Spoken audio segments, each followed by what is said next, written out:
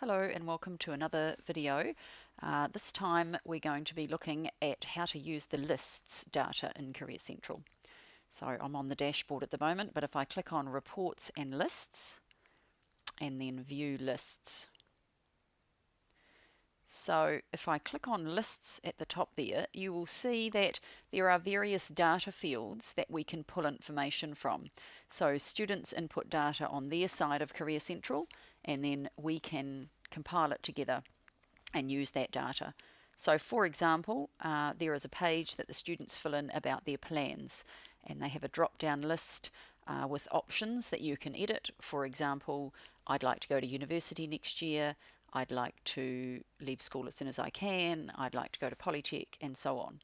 So if we click on that, we can see the student information in a table. Now, remembering that this is the test school, so there's very little information in here, but once your students have inputted all their data, you can see all the results here. And by clicking on these arrows at the top, we can reorder the information. So for example, here we see Amy, a test student intending to go to Polytech because she would like to study graphic design. Adam, intending to go to university, wanting to study a science degree.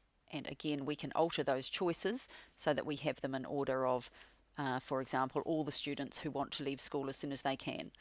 And that would perhaps be a priority group that you would look at interviewing sooner rather than later. All the students who want to go to university, for example, and send them a message letting them know, for example, that halls of residence were due to open their applications. So just another way to manipulate the data. You can also import this to an Excel spreadsheet, which allows you then to manipulate further, or you can print it out should you need to. If I just go back to my lists tab, some of the other things that we can create lists about, job count, for example, is useful. You will be able to see from this the number of jobs that a student has in their jobs bank, and again I can order it based on year level or the number of jobs. So we can see that Kate has 3 jobs, Adam has 2, and again, as I mentioned, this is the test school, so there's very little data in here. Your students hopefully will have more than that. We usually require that students have at least 3 jobs in their jobs bank. Another list that I find quite useful is the interview count.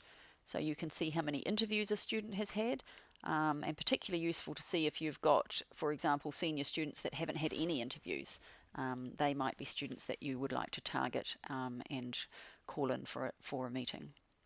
So we can see here that Kate's had 4 interviews, Jack's had 2, and so on. And again, this is the test school, so limited data here. So most of these data fields have been created because careers advisors have asked for them, and if there is a set of data that you would like to be here, please let us know here at Career Central, and it's reasonably straightforward for us to compile that as a list if you think it would be useful information for you. So that's the end of our lists tutorial. Please look at Career Central for more tutorials on using our features.